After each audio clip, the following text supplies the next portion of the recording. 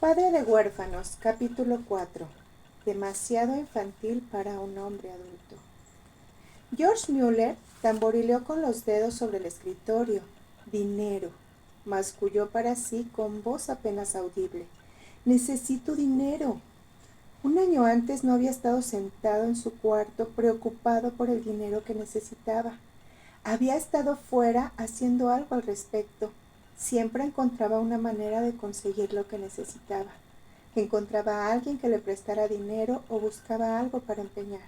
O de pronto tenía un golpe de fortuna jugando a las cartas. Pero ahora no. Ahora George era cristiano y no quería volver a emplear sus viejos trucos, ni utilizar planes perversos para obtener dinero. Debía de haber otra forma. ¿Pero cuál?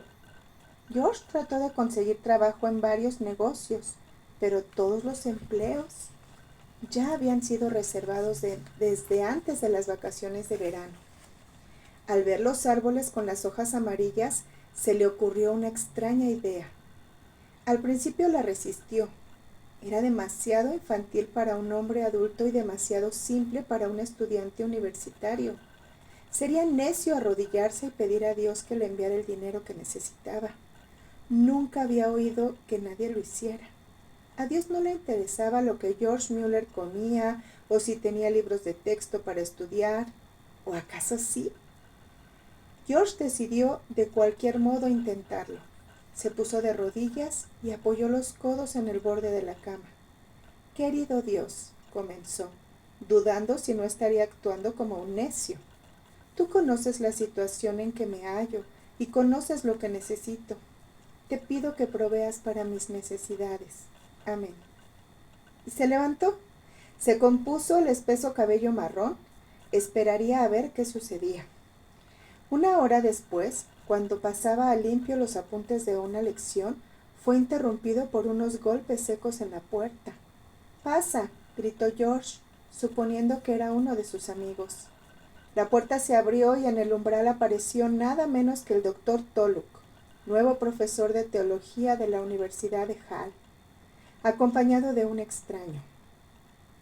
George se puso al punto de pie, lleno de asombro, ignorando el motivo de la presencia del profesor ante su puerta.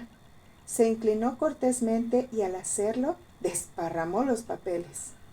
«Lo siento, señor», dijo, no sabiendo qué añadir. «¿Desea pasar? Adelante». George echó un rápido vistazo a la habitación. Los libros estaban desparramados sobre la cama. Había migas y una taza de café medio vacía sobre el escritorio. Los dos hombres entraron en la habitación. «Gracias», dijo el señor Toluk. Luego se volvió al extraño y comenzó a hablarle en inglés. «Doctor Hodge, le presento a George Mueller, el hombre de quien tanto le hablé». «George, le presento al doctor Hodge, de la Universidad Norteamericana de Princeton». El profesor Hodge esbozó una cálida sonrisa, pero no dijo nada. George volvió a hacer una reverencia. No se le ocurría nada más. «Iré directamente al asunto», prosiguió el doctor Toluk, aclarándose la garganta.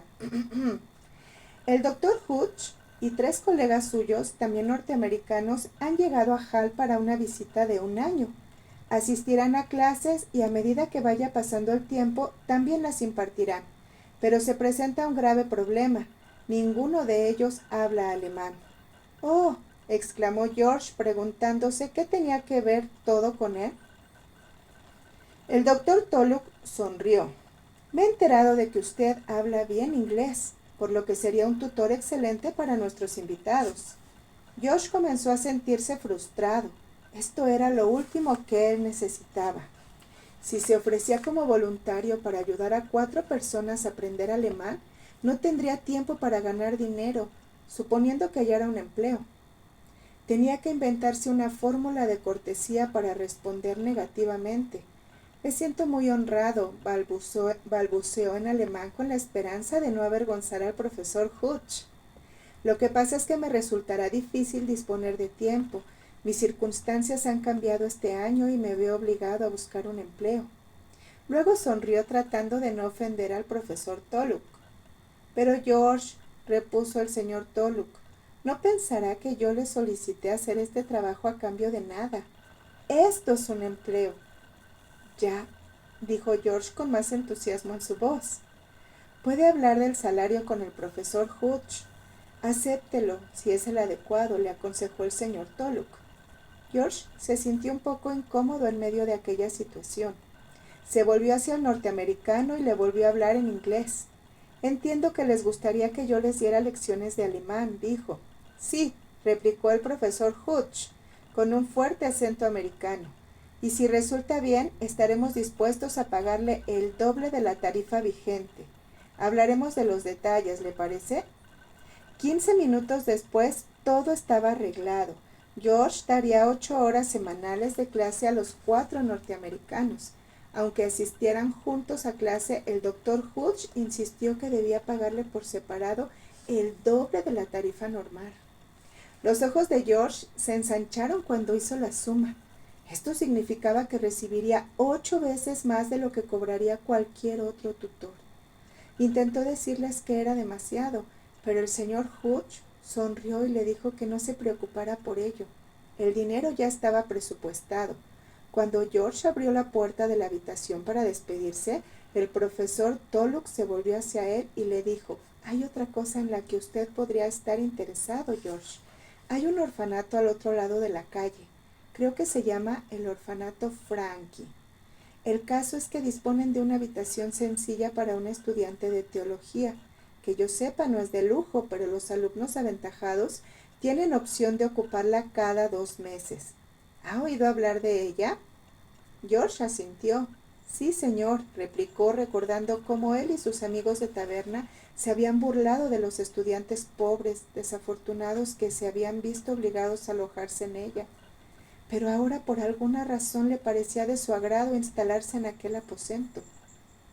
«Tengo que entregar una lista de nombres de los estudiantes merecedores. ¿Le gustaría que incluya su nombre en la lista?», preguntó el profesor Tulloch, mirando fijamente a los ojos color azul intenso de George. «Sí, señor, gracias. Le estaría muy agradecido si lo hiciera». Eso pensé yo. Por lo que he oído, me parece que le podía interesar. Ahora debo llevar al señor Hutch a su habitación para que deshaga las maletas. Que pase un buen día, George. «Encantado de conocerle, hijo», dijo el norteamericano con una sonrisa. George volvió a su escritorio y se sentó. Creía estar soñando. Extrajo su reloj de bolsillo. Solo había transcurrido 1 hora y media desde cuando elevó su oración a Dios. Ahora tenía un empleo bien remunerado y la posibilidad de instalarse gratuitamente en una habitación por 2 meses. Se inclinó al borde de la cama por segunda vez aquella tarde y dio gracias a Dios. George fue el segundo estudiante que se alojaba en aquella habitación aquel año. Subió sus escasas pertenencias por los 5 tramos de escalera que conducían a la alcoba, situada en el ático con vista a un edificio de piedra gris al otro lado de aquella calle. Aunque la habitación tuviera una vista lobrega, la vida en el orfanato era ciertamente animada. George había pasado por delante del orfanato casi a diario desde cuando llegó a Hall, pero no tenía idea de cómo o por qué había sido fundado. Cuando le contaron la historia, quedó fascinado. El doctor A. H. Frank había sido profesor de teología en la Universidad de Hall hacía un siglo. Como era un cristiano comprometido, comprendió que Dios le había llamado a ayudar a los huérfanos de la ciudad. Sin familiares ricos a quien recurrir, se las arregló para reunir suficientes fondos para construir un edificio grande de 6 plantas. A partir de entonces alimentó, vistió, alojó y educó a 2,000 niños. Ni siquiera en el presente, informaron a George, contaba el orfanato con una fuente regular de ingresos y los que lo dirigían confiaban que Dios proveyera para cubrir sus necesidades. Dado que el doctor Frankie había sido profesor en Hall, dispuso en su testamento que una habitación del orfanato quedara disponible para que los estudiantes más necesitados la usaran gratuitamente. George admiró al conocer la historia de aquel hombre. En comparación con esta obra, Su necesidad de dinero parecía insignificante. Admiraba que el profesor Frankie hubiera tenido una fe tan grande. Mientras George alojaba en el orfanato, fue invitado a predicar su primer sermón en una pequeña iglesia rural. La ocasión era muy importante para un estudiante de teología, y a George le preocupaba el mensaje que iba a predicar. Hojeó muchos libros buscando algo que impresionara. Una vez elegido un pasaje bíblico, redactó su sermón. Lo corrigió varias veces y trató de escoger las palabras precisas. Cuando creyó que no se podía mejorar, lo presentó a un profesor para recibir su visto bueno.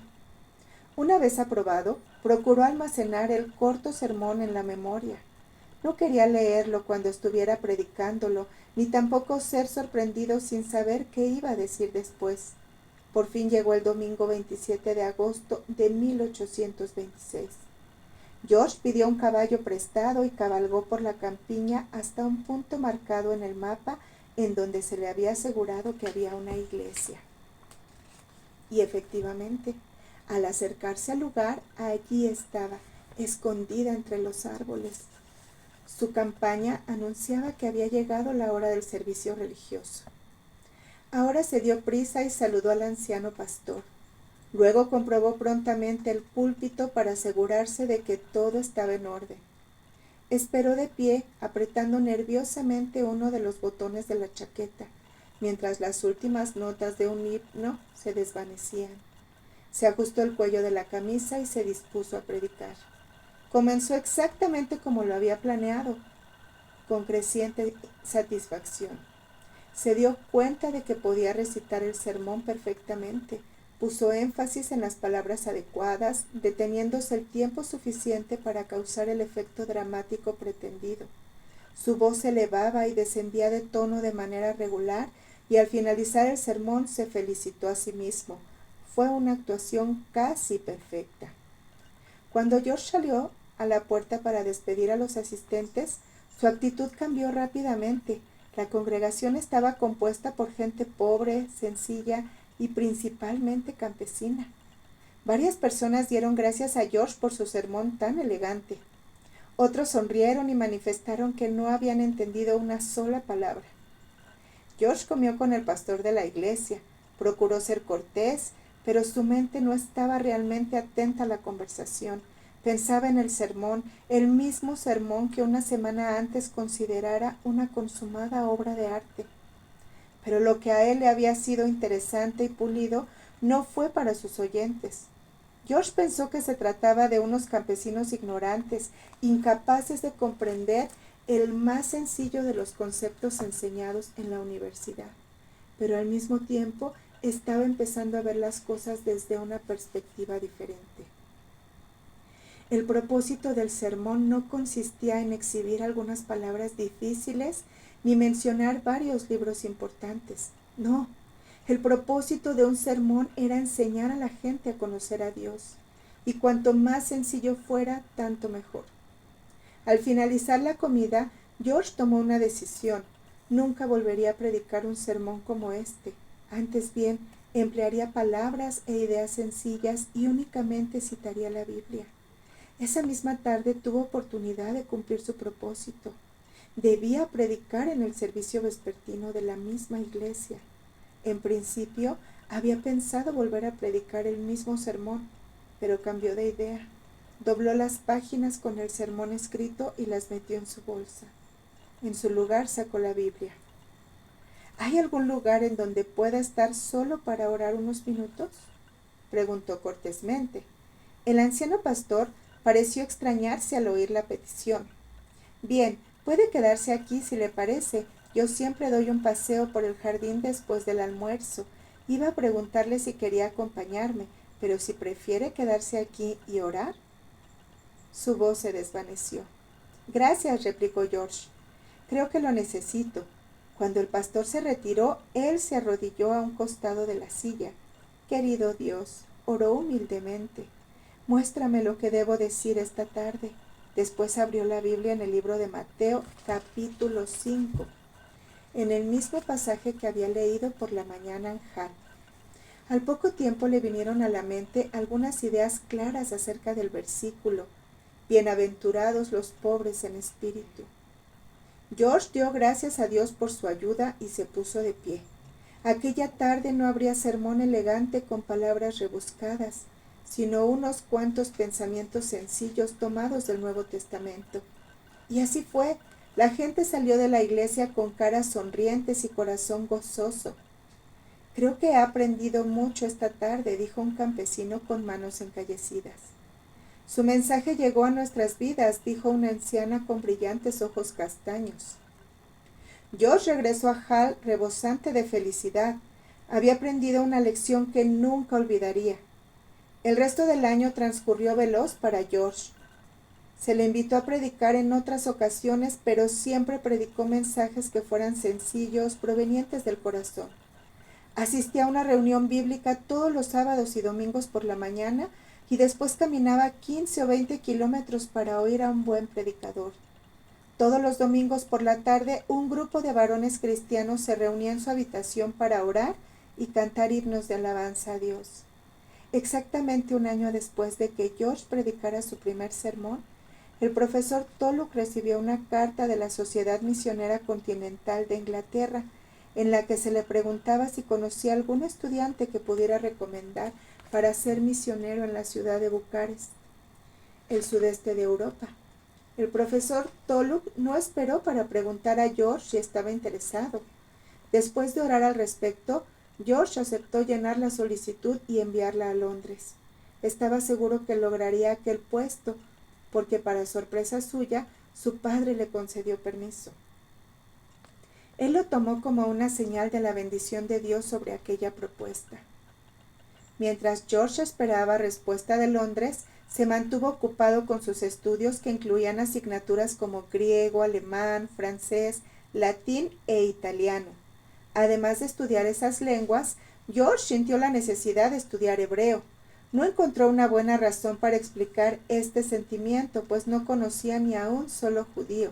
No obstante, compró manual del idioma hebreo y comenzó a estudiarlo con empeño. Un mes después de haber enviado la solicitud a Londres, George se entrevistó con el profesor Tulloch. Durante la conversación, éste le sorprendió preguntándole si había considerado alguna vez la posibilidad de ser misionero entre los judíos. ¿Sabía usted que soy consejero de la Sociedad Londinense para la Promoción del Cristianismo entre los Judíos?, le preguntó el profesor. No, señor, replicó George desconcertado por la pregunta, ya que el profesor Tulloch sabía bien que tenía intención de viajar a Bucarest.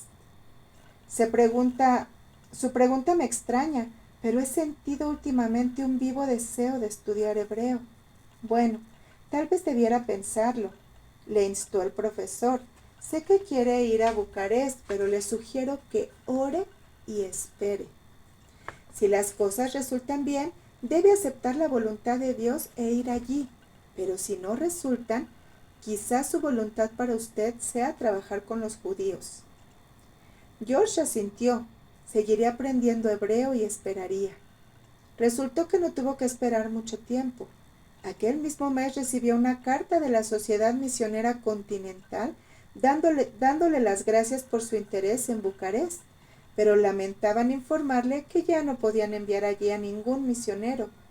Había estallado un conflicto entre Rusia y Turquía, lo cual acarreaba una gran inseguridad para el desenvolvimiento de la obra misionera. Sin embargo, archivarían su solicitud por si las cosas cambiaban, aunque no creían que eso ocurriese en un plazo de 1 o 2 años. Cuando George leyó la carta se sintió aliviado. Dios le había mostrado claramente su voluntad. No debía ser misionero en Bucarest. George preguntó al profesor Tulloch si estaba dispuesto a presentarle como candidato a la Sociedad Londinense para la Promoción del Cristianismo entre los Judíos. Este aceptó de buena gana y envió una carta. Luego, ambos esperaron pacientemente una respuesta. En mayo de 1928, mientras aún esperaba, George finalizó sus estudios y halló un empleo temporal como capellán. Por fin, en junio de aquel mismo año, George Mueller obtuvo una respuesta. La Sociedad Misionera Londinense estudió la carta del profesor Tulloch y estaba dispuesta a ofrecer a George un periodo de prueba de 6 meses en Londres, pudiendo comenzar cuando él lo deseara. Tendría que dedicar tiempo al aprendizaje de la lengua hebrea y a conocer métodos eficaces para comunicarse con los judíos. Al principio George se desanimó. Había esperado tanto tiempo una respuesta y ahora se le informaba que debía viajar a Londres y estudiar otros 6 meses. Le parecía que había estado estudiando toda su vida. Al final aceptó la oferta. Creyó que esta era la voluntad de Dios para él. En su deseo por llegar a Londres, George pasó por alto una cuestión muy importante. Prusia contaba con un ejército que era la envidia de Europa. Se hizo famoso a través de una peculiar práctica de reclutamiento. Prusia fue la primera nación en la Europa moderna que obligaba a todos los jóvenes a servir en el ejército. Los reclutas tenían que prestar un servicio de 3 años, aunque a los graduados universitarios solo se les exigía 1 año de servicio. No había forma de que George saliera de Prusia sin que cumpliera 1 año de servicio militar. El problema consistía en que no podía perder 1 año. Deseaba partir a Londres lo antes posible, de modo que se puso a orar.